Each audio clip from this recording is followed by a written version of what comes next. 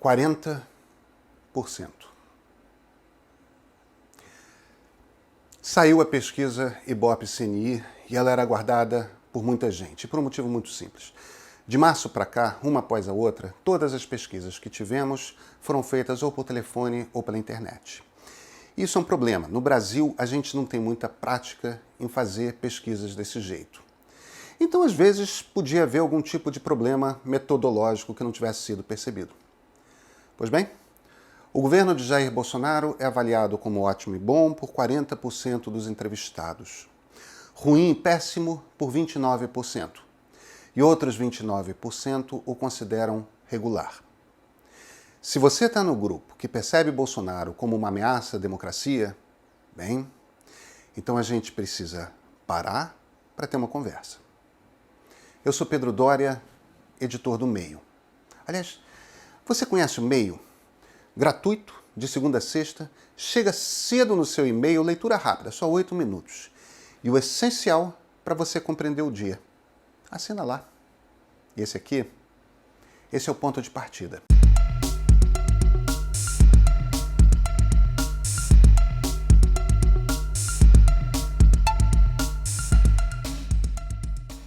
As perguntas que precisamos responder são as seguintes. Jair Bolsonaro representa uma ameaça à democracia? Por que ele chega ao final do segundo ano de mandato com 40% de aprovação? E dá para fazer alguma coisa? Bem, vamos à primeira. Ele representa, sim, uma ameaça à democracia. Vamos começar com um quesito que é importante para os eleitores dele, para os eleitores de Bolsonaro. Integridade pessoal. O filho 01, Flávio Bolsonaro, comprou pelo menos 12 salas comerciais e 2 apartamentos em dinheiro vivo. Carlos Bolsonaro, 02, tinha 20 anos de idade quando comprou o seu primeiro imóvel. Pagou em dinheiro vivo. Tem o Eduardo, 03. 2 imóveis em dinheiro vivo. Tudo isso de acordo com o Ministério Público, que tem nas mãos os papéis para comprovar. O hábito é antigo. Há o registro de pelo menos 2 imóveis comprados por Rogéria, mãe dos 3 zeros, primeira mulher de Bolsonaro, em dinheiro vivo. A segunda mulher, Ana Cristina, comprou 14 imóveis em dinheiro vivo. E até hoje não sabemos por que Queiroz depositou R$89 mil na conta da mulher 03 Michele. Mas tudo certo.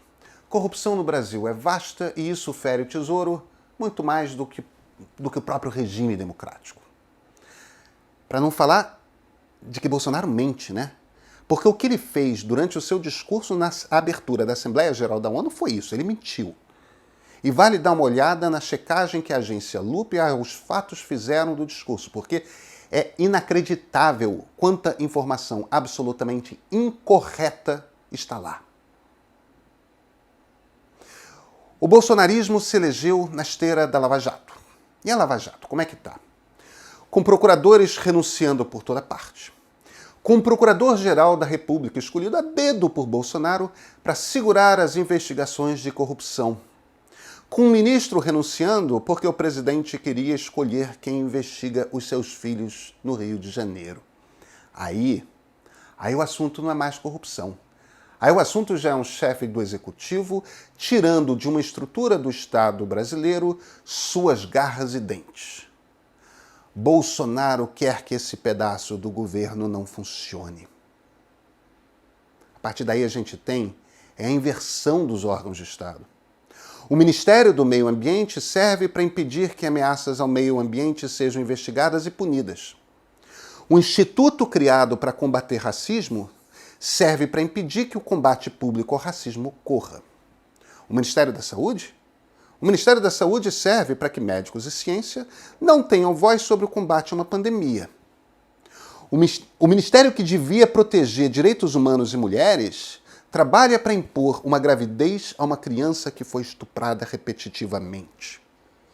Quando as estruturas do Estado operam para fazer o contrário daquilo que deveriam fazer, o Estado foi raptado por um grupo que não dá a mínima para as suas obrigações legais.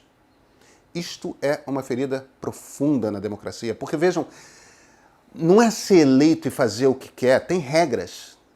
O executivo existe para executar as leis. Se não cumpre com o dever de fazer com que o Estado cumpra suas obrigações legais, suas obrigações constitucionais, está violando a democracia liberal. Parece pouco? Não é. Aplica esse espírito ao longo do tempo. Esse ano, Bolsonaro vai indicar um ministro para o STF, para o Supremo. No ano que vem, outro. Se ele se reelege, mais outro e outro. E aí, outro poder vai aos poucos também perdendo as suas garras e dentes, não pode mais cumprir as obrigações. Vai deixando de funcionar. Não é de um dia para o outro que uma democracia morre. Mas isso não quer dizer que ela não morra. Com a Venezuela foi em 10, 15 anos. E a morte já está encomendada se o processo não for interrompido. Aí caímos na nossa segunda pergunta. O que mantém Bolsonaro vivo? Porque 40% jura? Olha, o maior peso nesses números está no fato de que 66 milhões de brasileiros receberam um auxílio emergencial. Representam 30% da população. A explicação está aí. Mas a gente tem de levar em consideração o fato de que uma crise econômica violenta está por vir. Essa crise não dá as caras porque 30% das pessoas estão com as suas vidas seguras, garantidas, por enquanto. São os brasileiros mais pobres, aqueles que sofrem mais numa crise. Agora, percebam, a gente não tem noção ainda, não conseguiu sentir ainda, o que já fechou de empresa por falta de um plano que as ajudasse como outros países fizeram. A quantidade de empregos que desapareceram a gente não viu ainda, não percebeu. E o governo não conseguiu ampliar como queria o Bolsa Família, não achou dinheiro. Então entrou janeiro, não tem auxílio emergencial. O que vai acontecer? Como vai estar o espírito de quem repentinamente ficou sem nada quando março, abril, maio vierem? Quando talvez já estejamos tocando uma vida mais ou menos parecida com a normal e tantos negócios tiverem desaparecidos nas nossas ruas. O país vai estar muito mais pobre. E não é só isso, não. Já começamos a ser muito pressionados por importadores europeus dos nossos produtos. Já imaginaram um cenário com Joe Biden presidente dos Estados Unidos? Só sobra a China, quer dizer. Não, né? Por conta de Donald Trump, o governo passou seus primeiros 2 anos hostilizando a China. Então os sinais para 2021 são muito ruins para a gente, mas também para Bolsonaro. Não vai ser fácil, não. E isso não quer dizer que Bolsonaro não possa sobreviver. Ele sobreviveu à pandemia, mesmo transformando o Brasil num dos campeões mundiais de mortes.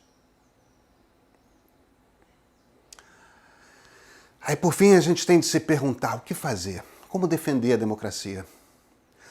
Com popularidade alta e pandemia, não tem como ter multidões nas ruas, e sem multidões nas ruas, não tem impeachment. Agora, os governadores de oposição estão calados. Lula, ultimamente, de vez em quando até aparece concordando com Bolsonaro. Os presidentes da Câmara e do Senado têm agido como se tudo estivesse normalíssimo. Claro, tem eleição. Quem quer falar mal de um presidente com 40% de popularidade? Mas são líderes fracos, hein? Compromisso com a democracia? Cadê? Aquela coragem de quem não põe seus valores de lado em troca de ganho de curto prazo? Cadê? Todo mundo brincando de fazer o jogo de que está tudo muito normal. Não está. Aliás, todo mundo, incluindo muita gente que não é político. Inclusive jornalistas. Às vezes eu ouço muito dos leitores. Ah, você só fica falando mal do presidente, não traz notícias positivas. Meu trabalho não é trazer notícias positivas, deixar todo mundo de bom humor, porque, sabe, eu queria estar de bom humor. O jornalismo é uma instituição da democracia liberal. Este não é um governo democrático. E não dá para fingir que ele é.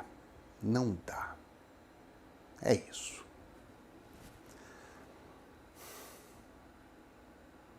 Sabe, saudades de quando debater política não exigia defender o regime democrático. Bastava competir por quem tinha as melhores ideias. Saudades.